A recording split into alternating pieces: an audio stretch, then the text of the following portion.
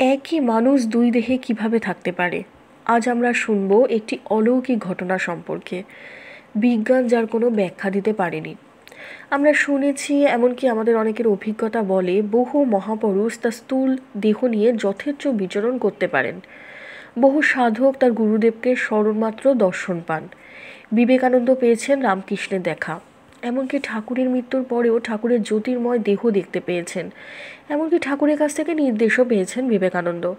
বাবা লোকনাথ বিজয় গোস্বামীকে গভীর জঙ্গলে আগুনের হাত থেকে বাঁচিয়েছিলেন। শ্রী শ্রী রাম ঠাকুর এমনিভাবে অনেক শিষ্যকে দেখা দিতেন। শুধু রাম ঠাকুর বা বাবা লোকনাথ নয়, অনেক মহাত্ম বা অনেক মহাপুরুষ আছেন এবং ছিলেন যারা তাদের স্মরণপাত্রীকে দেখা দিয়ে থাকতেন। তো রাম ঠাকুরের এক শিষ্য শ্রী শুভময় দত্ত একবার শ্রী শ্রী রাম ঠাকুরকে প্রশ্ন করেছিলেন, আচ্ছা, মানুষ কি নিজ শরীর এবং পরিহিত বস্ত্রাদি সহশূন্যে এক স্থান থেকে আর এক স্থানে নিয়ে চলে যেতে পারেন? তো রাম ঠাকুর উত্তর দিয়েছিলেন, হ্যাঁ, যে যে স্থান দিয়ে বিদ্যুৎ যেতে পারে মানুষ ওই সব স্থান দিয়ে যেতে পারে এবং একই সময় বহু স্থানে উপস্থিত থাকতে পারে। এ তো শুধু দেখা দেওয়া বা উপদেশ দেওয়া গেল।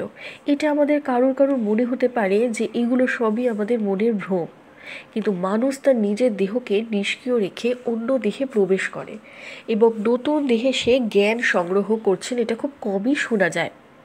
এই রকম দুজন মহাপুরুষের কথা আজ আমরা শুনবো এবং সেগুলো সম্ভব কিনা সে কথাও আমরা শুনবো। আচার্য শঙ্কর বিচার যুদ্ধে মণ্ডন আচার্যকে পরাজিত করলেন। পণ্ডিত মণ্ডন পাছে প্রতিশ্রুতি অনুযায়ী সন্ন্যাস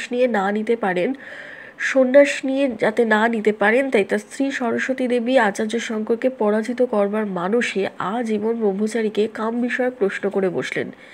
এতে করে আচার্য শঙ্কর বাকরুদ্ধ হয়ে যান। তখন বাধ্য হয়ে তিনি 1 মাস সময় চেয়ে নেন এই প্রশ্নের জবাব দেওয়ার জন্য এবং তৎক্ষণাৎ জঙ্গলে প্রবেশ করেন। এদিকে রাজা তামলুক জঙ্গলে শিকারে এসে হঠাৎ মারা যান। আচার্য শঙ্কর তার বর্তমান দেহকে একটি গুহায় রেখে তার শিষ্যকে দেহ রক্ষার ভার দিয়ে ওই রাজা অমরুকের শরীরে প্রবেশ করেন শঙ্করাচার্য। রাজা বেঁচে ওঠেন আর শঙ্করের দেহ মৃতপ্রায় হয়ে গুহার মধ্যে পড়ে থাকে। ওই রাজদেহে থেকে শঙ্কর কামশাস্ত্র রচনা করেন। তারপর আবার রাজদেহ পরিত্যাগ করে আচার্য শঙ্করের দেহে প্রবেশ করেন। এই ঘটনার সাক্ষী ছিলেন তার শিষ্য পদ্মপাদ।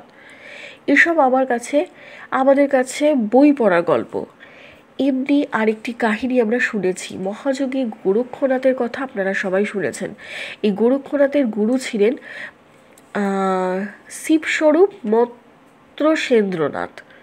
গোরক্ষনাথের একসময় মনে হলো কায়াসিদ্ধি, অর্থাৎ শরীরের ঊর্ধ্বে ওঠা বা শরীরকে সূক্ষ্মতম বৃহত্তম করা, এই সাধনার্য পূর্ণাঙ্গ হয়নি। তো গুরু মহারাজ কাছে থাকলে হয়তো সব কথা জানা যেত। তাই তিনি গুরুকে স্মরণ করলেন, কিন্তু গুরুর দেখা নেই। তো ভাবলেন গুরু কোথায় আছে সেটা নিজ শক্তি বলে জানতে হবে। ধ্যানাবিষ্ট হয়ে তিনি আশ্চর্য হয়ে দেখলেন গুরুদেব রয়েছেন কামরূপে এবং সেখানে শত শত তরুণী দ্বারা তিনি বেষ্টিত। ভাবলেন এই কি, গুরুদেব ভোগ সুখে ডুবে আছেন? কামরূপ রমণীদের রাজ্য। ভাবলেন হয়তো গুরুদেব প্রারব্ধবশত এই দুর্ভোগের মধ্যে পড়েছেন। তো যোগীরাজ গোরক্ষনাথ গুরুদেবের উদ্ধারের নিমিত্ত সেখানে উপস্থিত হলেন এবং অনেক চেষ্টায় সেখান থেকে তাকে উদ্ধার করে গুরুদেবের জ্যোতির্ময় দিব্য দেহ নিয়ে আসেন। এখন গোদাবরী তীরে ভজন কুটিরে আসার পরে গোরক্ষনাথ আশ্চর্য হয়ে দেখেন গুরু মৎস্যেন্দ্রনাথের স্থূল দেহ সেখানেই ধ্যানাবিষ্ট, আর তার সামনে কয়েকজন সেবক ভক্ত হাত জোর করে বসে আছেন এবং লক্ষ্য করলেন এতক্ষণ গুরুদেবের যে দিব্যদেহ তার সঙ্গে ছিল, সেই জ্যোতির্ময় দিব্যদেহ গুরুদেবের স্থূলদেহের মধ্যে মিশে গেল। একে অদ্ভুত অলৌকিক কাণ্ড। সেবকরা বলল, গুরুদেব এখানে এই গোদাবরী তীরেই অবস্থান করছেন, একদিনের জন্য কোথাও যাননি। ধন্যবাদ।